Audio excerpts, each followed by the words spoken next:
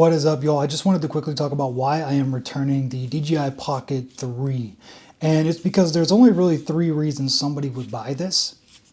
And the main one is being that it is a super small, compact camera that can get you like smooth footage, right? I mean, the point being that it's small. It literally has a pocket in its name. But one thing I realized is that carrying this around and trying to shoot with it in the gym and just other places, that if you want to do kind of like unless, like, if all you're doing is vlogging, this is great.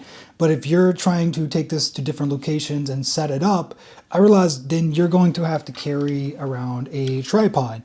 And if you put this thing on a tripod, then the small form factor, like being able to put this in your pocket, completely goes out the window. It's like, what, it doesn't really matter if you can fit this in your pocket if you now have to carry around this, you know, this big tripod and set it up there and do all of that stuff. So that's the one thing. So it's like, okay, this the form factor, unless you're always going to be having a desk you can put this on, or you're always going to be shooting from the floor. Like if, or again, if you're just going to be vlogging, if that's your case, then it can be worth it. But, and for I normally always use a tripod. And so it's just like, okay, the form factor it's useless now because I have to carry that around, and who cares how small this is if you have to set this thing up, and the tripods take up a lot of space on the floor. So second thing would be smooth shots. Okay, so you get smooth shots with a gimbal, but you can also buy a gimbal for like $100 and put it on your phone or your camera. And so that goes out the window. And so what do you have left? Okay, you have the tracking, right?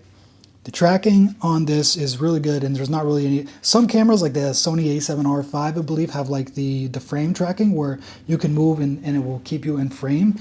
But there's not really any other camera I could think of that can, like, where the gimbal itself will move and follow you around. So if you're somebody who's going to use that, I could see how this would be very useful. But even though that is very useful, it's like, is it worth like the price tag of $500 to $600 if you're going to get the whole package with a microphone? It's like, why wouldn't you get the microphone with this? So let's just say like $600 is tracking, paying for tracking like $600. Is that worth it? For you, maybe you do a bunch of stuff where you're always tracking. For me, I might use that tracking feature like, I don't know, maybe a handful of times in a year, maybe 5 times in a year.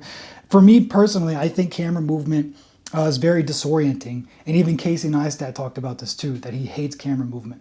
Like when I'm rewatching the footage and I see like the camera jolting because you make a little bit of movement, that's disorienting to me to watch. So there are some cases where it could be helpful, I guess, but I can't really think of any off the top of my head.